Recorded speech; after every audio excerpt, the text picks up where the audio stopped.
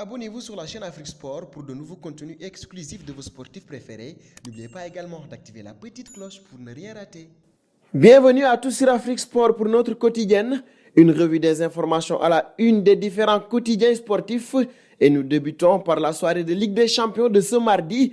D'abord en France où le journal L'Équipe fait sa une sur le match du Paris Saint-Germain.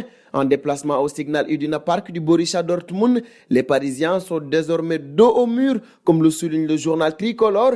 Un doublé de Erling Haaland a douché les espoirs parisiens et réveillé leur vieux démon. En Allemagne, on s'extasie au lendemain de cette belle victoire du Borussia Dortmund. Sport Bild, Barça 1 par la célébration de Erling Haaland sur son second but. La machine norvégienne a fait chavirer le duo Tuchel-Neymar à lui tout seul. Pour ces deux derniers cités, il faudra se relever au match retour.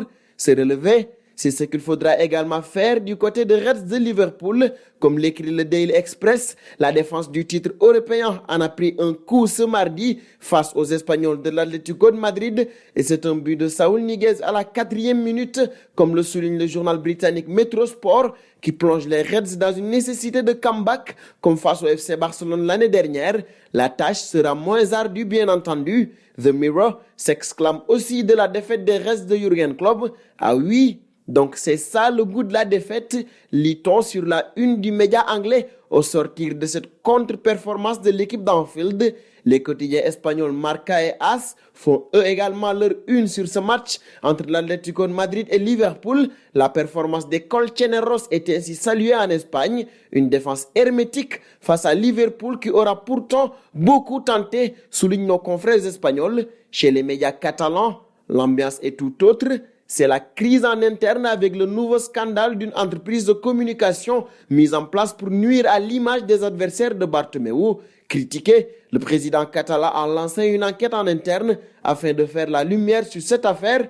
Mundo Deportivo parlait également du dossier, mais en bas de page, on note surtout que le dossier Martin Braithwaite avance à grands pas. Une clause de 18 millions d'euros va être payée par les Blaugrana pour signer le joueur.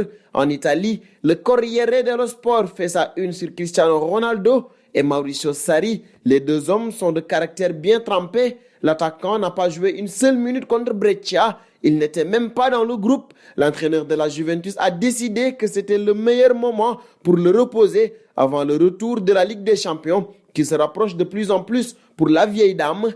Et nous terminons toujours en Italie avec le journal Tuttosport qui fait lui sa une sur Gabriel Jesus. La Juventus suivrait de près le joueur brésilien. Mauricio Sarri, le coach de Bianconeri, apprécie beaucoup le profil de l'international Auriberde. Il le connaît depuis son passage à Chelsea et les affrontements face à City en Premier League. Il serait donc prêt à miser sur lui. C'est un dossier à suivre.